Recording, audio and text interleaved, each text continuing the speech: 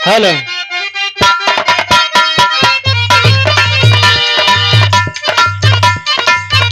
देखा है बड़ी बढ़िया भोजपुरी लगाए देहन। ये सब पुरान भोजपुरिया।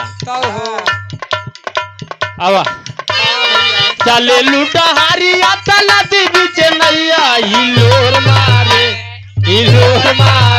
कारी हैया ये गोरी हिलोर मारे।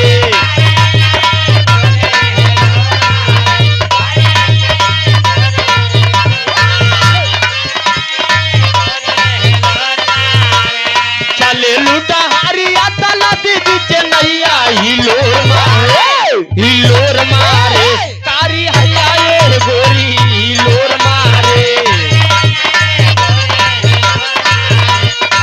बार भैया मुहवा से टापू के लमा घवा में सिरिया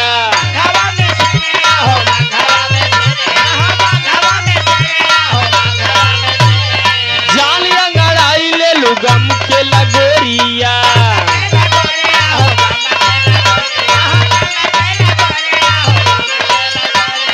कनखी से ताकेलू लागे जैसे जादुआ हिलोर मारे कारी हैया ये गोरी हिलोर मारे।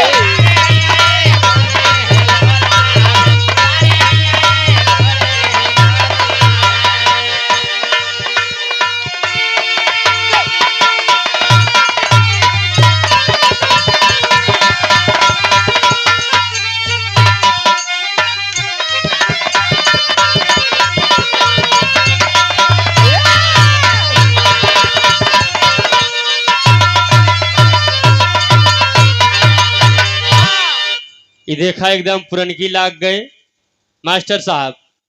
ये राम बरन काका हमारे गाँव है। बड़ा लाइक आराम से गाँव है। अब तो पुरान चीज धीरे धीरे बाबू जो देखे के मिले। यह समय के परिवर्तन समय के परिवर्तन हो जरूरी बा। कहे ना 5 साल पे सरकार बदल दे चाहिए। तो वैसे हम जानते हैं हर साल गाना बदल दे चाहिए। खाए पिए वाला आइटम बदल याद बा कुछ न कुछ हर साल बाबूजी कुछ न कुछ नवा होत बा। ये दुनिया इतना सुकुआर हो गया बड़का भैया लोग इतना सुकुआर हो गया। हाँ ये धरती में जितना ही सुविधा हो गया मनाई उतना ही सुकुआर हो गया। हाँ